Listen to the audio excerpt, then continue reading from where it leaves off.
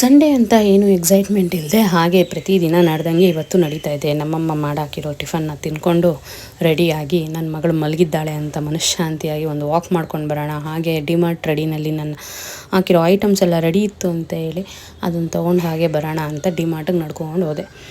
ನಡ್ಕೊಂಡು ಹೋಗೋಕೆ ಮುಂಚೆ ಜೋರಾಗಿ ಮಳೆ ಬಂದೆಲ್ಲ ಹೋಗಿತ್ತು. ತುಂಬ ಚೆನ್ನಾಗಿತ್ತು ವಾತಾವರಣ ಈಚೆ ನೋಡೋದಕ್ಕೆ.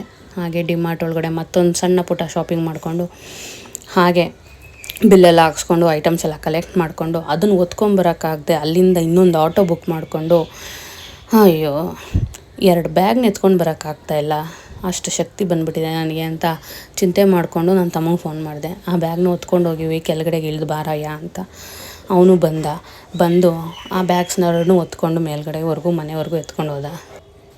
ಒಳಗಡೆ ಹೋಗಿ ನೋಡಿದ್ರೆ ಆಲ್ರೆಡಿ ನನ್ನ ಜವಾಬ್ದಾರಿ ಎದ್ದು ಕೂತಿದೆ. ಆ ಜವಾಬ್ದಾರಿನ ನಮ್ಮಮ್ಮ ಆಲ್ರೆಡಿ ಟೇಕ್ ಕೇರ್ ಮಾಡ್ತಾಯಿದ್ರು. ಹಾಗಂತ ಹೇಳ್ಬಿಟ್ಟು ಆ ಜವಾಬ್ದಾರಿನ ಎತ್ಕೊಂಡು ಬಂದು ಕೂರಿಸ್ಕೊಂಡು ಅವಳಿಗೆ ತಂದಿರೋಂಥ ಎಕ್ಸೋಫೋನ್ನ ತೋರಿಸಿ ಈ ಥರ ಅಂತ ಹೊಡೆಯೋದು. ದಿನ ಎಲ್ಲ ನಂದು ನನ್ನ ಮಗಳದು ಹೀಗೆ ಆಗುತ್ತೆ.